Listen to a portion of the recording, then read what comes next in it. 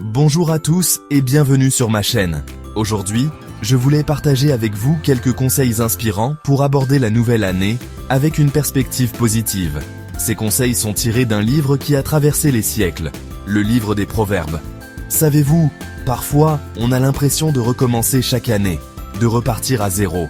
On se fixe des résolutions, on est plein d'entrain. Et puis, au bout de quelques semaines, on retombe dans nos vieilles habitudes.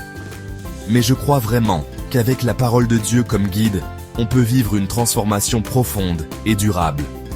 Alors, si vous êtes prêt à vivre une année différente, une année riche de sens et de joie, rejoignez-moi pour découvrir les trésors de sagesse que recèlent les Proverbes.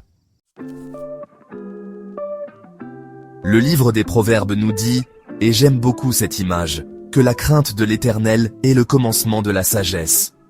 Vous savez, la sagesse, c'est un peu comme construire une maison.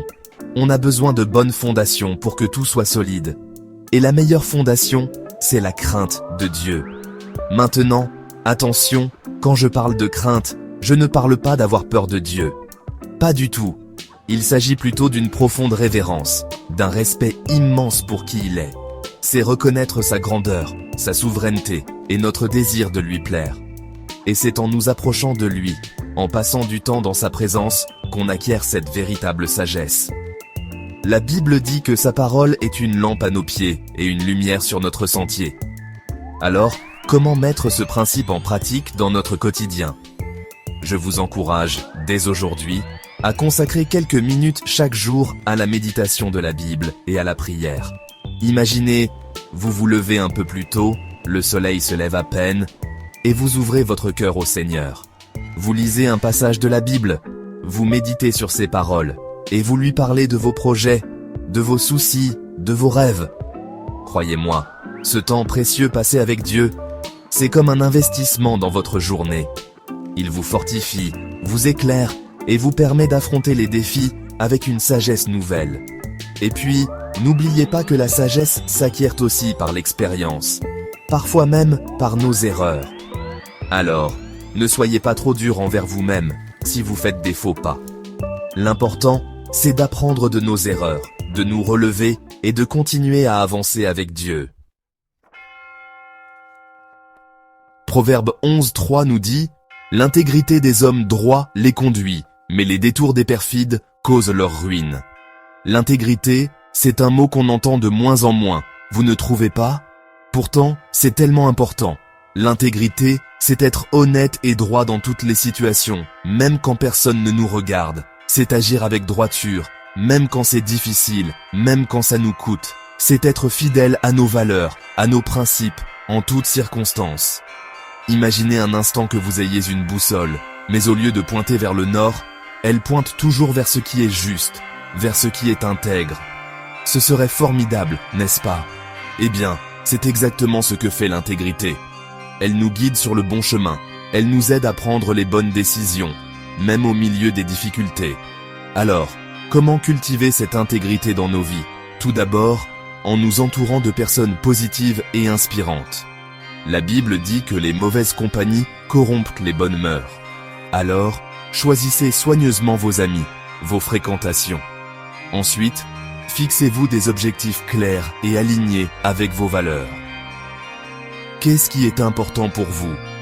Qu'est-ce que vous voulez accomplir dans votre vie ? Une fois que vous avez défini vos priorités, il est plus facile de prendre des décisions qui honorent Dieu et qui sont en accord avec votre intégrité. Et puis, n'ayez pas peur de dire non aux compromissions. Le monde est plein de tentations, de raccourcis qui semblent faciles, mais qui nous éloignent de ce qui est juste. Soyez ferme dans vos convictions, même si cela signifie aller à contre-courant. Rappelez-vous, l'intégrité, ce n'est pas ce que nous faisons quand tout le monde nous regarde. C'est ce que nous sommes quand personne ne nous voit. C'est dans le secret de nos cœurs que se construit la véritable intégrité. Le livre des Proverbes regorge de sagesse sur les relations humaines. Et l'un des versets les plus connus est Proverbe 15, 1. Une réponse douce calme la fureur, mais une parole dure excite la colère. Nos relations avec les autres sont essentielles à notre bonheur, à notre épanouissement. Mais parfois, ces relations peuvent aussi être source de conflits, de frustration. Alors, comment cultiver des relations saines et harmonieuses? Tout commence par la façon dont nous communiquons. Apprenons à choisir nos mots avec soin, à parler avec douceur et respect, même lorsque nous sommes en désaccord. La Bible dit que la langue a le pouvoir de donner la mort et la vie. Alors, utilisons nos paroles pour encourager, pour bénir, pour construire plutôt que pour détruire. Soyons prompts à écouter, lents à parler, lents à nous mettre en colère. L'écoute est un élément essentiel de toute relation réussie. Lorsque nous prenons le temps d'écouter vraiment l'autre, avec attention et empathie, nous lui montrons que nous le respectons, que nous accordons de l'importance à ce qu'il a à dire. Et puis, n'oublions pas le pouvoir du pardon. Nous sommes tous humains, nous faisons tous des erreurs. Garder rancune, ressasser le passé, ne fait que nous empoisonner la vie et empoisonner nos relations. Alors, apprenons à pardonner, à lâcher prise, à aller de l'avant. Le pardon, ce n'est pas excuser l'autre, ce n'est pas oublier ce qui s'est passé.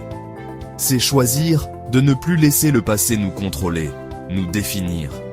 C'est se libérer du poids du ressentiment et faire place à la paix et à la réconciliation. Enfin, cultivons la gratitude dans nos relations. Prenons le temps de remercier les personnes qui nous entourent, de leur dire combien nous les apprécions. Un simple merci, un mot gentil, un geste d'affection peuvent faire des merveilles. Alors, en cette nouvelle année, engageons-nous à prendre soin de nos relations, à les cultiver avec amour, avec patience, avec sagesse, car ce sont ces relations qui font la richesse et la beauté de la vie. Aujourd'hui, nous avons vu comment les principes du livre des Proverbes peuvent nous aider à vivre une vie plus épanouie et plus significative. En cultivant la sagesse, l'intégrité et en prenant soin de nos relations, nous pouvons aborder la nouvelle année avec confiance et optimisme. N'oubliez jamais que Dieu est avec vous, à chaque instant. Il vous aime d'un amour inconditionnel et il désire vous voir réussir dans tous les domaines de votre vie.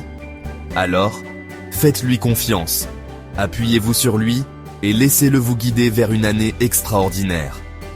N'hésitez pas à partager cette vidéo avec vos proches et à vous abonner à ma chaîne pour d'autres conseils inspirants. Et surtout, rappelez-vous que chaque jour est une nouvelle opportunité de grandir et de devenir la meilleure version de nous-mêmes.